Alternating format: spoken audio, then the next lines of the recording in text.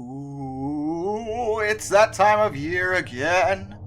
And we have to talk about something spooky. Yeah. Ever want to hear about a true, honest-to-goodness disappearing ghost train? Well, this is History in the Dark, where we talk about history and definite historical fact about things that actually definitely happened. So we're going to talk about the legendary Italian ghost train.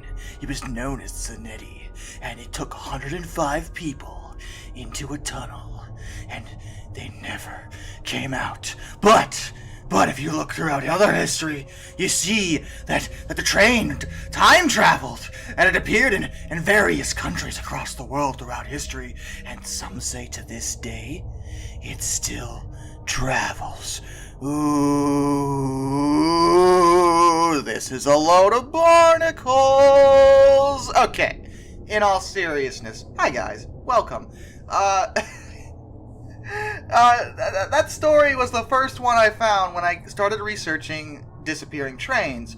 And it is a load of hogwash. I gave you the abridged version, but like it's a ghost story. There's no, I don't think a train called Zanetti ever even existed in any capacity that I've been able to find. Any source towards the name seems to go towards the story. So yeah, there's no reliable concrete evidence about this. It's made up. It's made up. But I got very curious because, are there actual cases of trains disappearing? Well, I found at least one, and we're going to talk about it. Before we begin, of course, thank you to all my Patreons and channel members. You are what make this content possible. Feel free to check the description after you're done watching the video to click on the various links to my other channels, my gaming channels, as well as my other social media platforms and things of that nature. Blah, blah, blah, blah, blah. Don't forget to like, comment, share, and subscribe if you feel like it. And if you don't, that's fine. It's okay. You're still here. So you're still gonna watch the video. It's okay. I'm not gonna take it personally. I don't know who you are, what you've been through, but I hope you're doing all right. Anyway, so the thing about disappearing trains is that trains, it's a lot harder to make a train vanish. Because if you think about it, there's plenty of stories about ghost planes or ghost ships, disappearing and never to be seen again, blah, blah, blah, blah. But in those capacities, it's a lot easier for these things to vanish. A ship, I think it's fairly obvious, it's over the water, over the ocean. The ocean is vast, and in many, many places uncharted to this day. It's very easy for a ship to sink and be gone for years, even, forever. Like, there's some ships we've never found. It happens. Same thing can be said for planes, whether they're over the water or even just crashing in a remote part of the stretch of land. Planes have gone missing and have not been located long after they disappeared. But the problem with a train is that a train requires a very specific set of equipment to move, namely rails.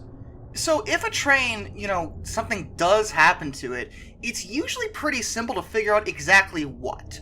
Because even if it went off the rails, it usually, won't be pushed very far, depending on what the situation is. Either way, it's pretty easy to figure out exactly where, what, the how, the who, blah, blah, blah, blah, blah, because of the tracks.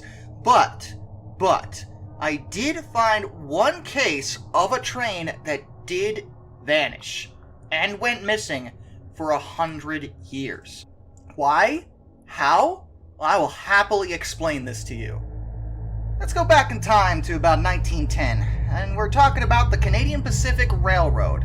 Now, Canadian Pacific, it might be a name you are familiar with if you're familiar with trains. CPR has been a very successful freight company that has, to this day, continued operations in the northern United States and southern Canada. They still, right now, are, operating trains, and have been for a century and a half, so good for them, I guess. But naturally, in that span of time, you're gonna wind up with some weird cases of trains derailing or what have you, and CPR has plenty, but the one we're gonna focus on involves CPR 694. The 694 was a D10 steam locomotive, a 460 steam train. While not necessarily the largest kind of steam engine in history, D10s were known for being powerful for their size and extremely reliable. They were good trains. 694 was also a fairly new steam engine, only being about 4 years old at the time, which is young by steam train standards. Steam trains can run for ever if they're maintained well. And this particular venture was going to take 694 in the northern part of Lake Superior, the largest of the Great Lakes. And when I say near Lake Superior, I mean like really as close as you can get spitting distance to Lake Superior. That's how the rails were, and some places still are. Which is fine. You can't exactly build a bridge over the Great Lakes. They're far too massive for that to be reasonable. So you gotta build rail around them to take the trains to various towns and places along the, coast of the Great Lakes. And the 3 men on board 694 were engineer Frank Wheatley, fireman E. Clark, and brakeman J. McMillan. The men weren't exactly new to operating trains. They had been with the company for a decent amount of time, and based on my research were well liked by their communities and families. Now, the actual information regarding the crash itself is up to a lot of speculation, so what I'm going to tell you is what we know for sure about what happened to 694 on that day. In the early morning hours, the train would have crossed the Agasaban River and began to approach Mink Harbor. They had the cliffs to their left and the lake to their right. That's how close they would have been to the lake.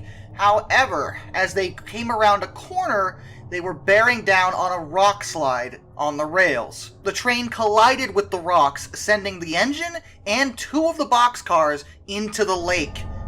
McMillan, the brakeman, actually managed to jump from the train trying to escape the crash, but unfortunately the impact appears to have killed him. He did not survive. Frank Wheatley and E. Clark, the engineer and fireman respectively, both went into the lake with the engine. Frank's body actually was found later, implying he managed to get out of the train before it sank, but E. Clark was never found, and neither was 694. When the locomotive didn't arrive, an investigation took place, and they did discover the rock slide and the significant lack of a train. It was pretty clear what had happened, but in terms of how, why, or anything really, it was impossible to figure out exactly, not being able to supply the families as well as the local community with any kind of closure regarding the accident. Foul play was ruled out pretty quickly, but beyond that, they didn't have much to go on. The technology back then wouldn't have been readily available to the local authorities to investigate that deep into the lake. And it didn't help, but the engine would have plunged 65 feet down the cliff before even hitting the water. The story became kind of a legend among the locals, and certain elements regarding it would remain a mystery until quite recently. Where the train was, where it disappeared to, whether or not it was intact, or the body of E. Clark, which at this point is impossible to find. It's likely gone, as the test of time would tell you. However, I do have a bit of closure to provide people regarding this story. Because in recent times, certain parties, such as Terry Irvine, who was a long-time diver in London, Ontario, became interested in the story of 694. Terry had plenty of experience diving on lost shipwrecks on Lake Superior, but the idea of finding a train, and trying to figure out exactly what happened to it, intrigued him. It was him that managed to find part of the debris field and one of the 2 boxcars, but he didn't find 694. But, based on Terry's investigation and knowing the general vicinity of where to look, a gentleman by the name of Tom Crossman was able to do a more thorough investigation of the bottom. See, Terry had one little handicap that he had to work around, and that he's a diver. The thing about diving, and a lot of people don't seem to understand this, is that there's only so much bottom time you could have depending on the situation. You can't just jump in and go all the way down. You have to let your body adjust. And then when you get down there, you have to give yourself enough time to surface, as the surfacing process can sometimes take hours depending on how deep the water is. You have to let your body adjust, so otherwise you get nitrogen narcosis and suddenly die horribly. I mean, you don't want to do that. But Tom Crossman wasn't necessarily a diver. Not only did he have side-scan sonar on his boat, but he had an ROV, a remote operated vehicle. ROVs are a modern godsend to underwater investigations. These little guys can stay underwater investigating for way longer, upping the bottom time and allowing people to search properly. You have to remember, when you're searching the bottom of a lake or an ocean, it's pretty hard to figure out exactly where anything is. I mean, it's always unmapped territory for the most part. You're gonna have to look around and kind of guess. So as a diver with only 20 minutes or so of bottom time, like Terry had, Finding the engine itself was a hard task. The fact that he found the boxcar was great, but now Tom had the ROV, and wouldn't you know it, in 2016, Tom found her.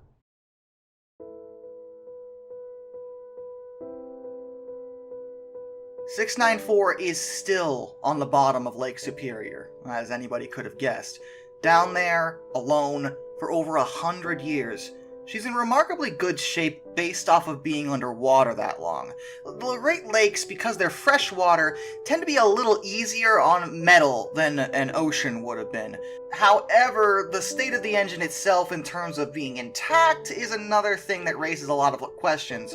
She's kind of in pieces. Certain things are still attached, but it's clear that she had a rough ride on the way down to the bottom. But there are plenty of clues to what happened to 694 in the wreckage, and one in particular caught my attention when I was doing my own investigation into the information we have right now. Another rail fan, I assume, named William Gant, actually posted a pretty detailed analysis of the footage you're seeing right now. One thing that I missed that he notices is that the automatic brake stand for 694 is actually in the release position. This implies that the brakes were not applied prior to hitting the rock slide, which is an interesting observation. It implies that whatever occurred happened so quickly that the engineers simply had no time to even attempt to stop. There was no chance of saving this train. Based off the lack of brakes and the overall damage involving the train itself, it implies that the train hit that rock slide extremely hard and likely struck the cliff a few times on its way down.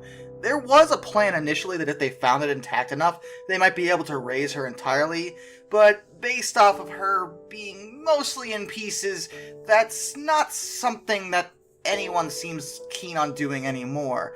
What they would like to find is either the bell or the whistle of 694, possibly both. However, neither are in their positions.